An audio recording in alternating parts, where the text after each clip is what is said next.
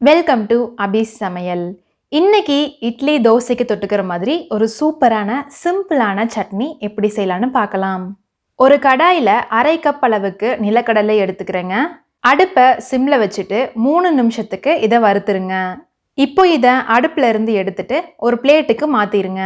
கொஞ்சம் கொஞ்சமாக நிலக்கடலையை கையில் எடுத்துட்டு இந்த மாதிரி தேய்ச்சி விட்டிங்கன்னா தோல் வெளியே வந்துருங்க. இப்போ நிலக்கடலையை மட்டும் தனியாக பிரித்து எடுத்துருங்க. இந்த மாதிரி 1-2 தோல் இருந்தாலும் பிரச்சனை இல்லைங்க. அடுத்து ஒரு மிக்சி ஜாரில் இந்த தோல் உரிச்ச நிலக்கடலையை சேர்த்துருங்க.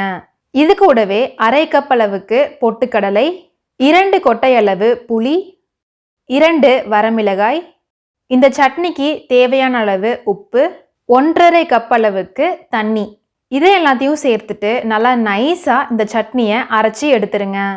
அடுத்து ஒரு கடாயில் 1 டீஸ்பூன் அளவுக்கு எண்ணெய் சேர்த்துக்கிறேங்க.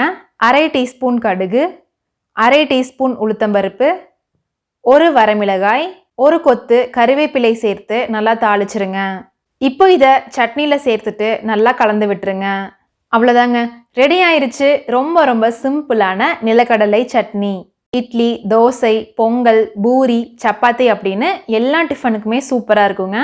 நீங்களும் இந்த சட்னியை அரைச்சு சாப்பிட்டு பார்த்துட்டு எப்படி இருந்துச்சுன்னு மறக்காம கமெண்ட்ல சொல்லுங்க. இந்த வீடியோ உங்களுக்கு பிடிச்சிருந்தா லைக் பண்ணிட்டு உங்க ஃப்ரெண்ட்ஸுக்கும் ஷேர் பண்ணிருங்க. மறக்காம அபி சமையல் சேனலை சப்ஸ்கிரைப் பண்ணிருங்க.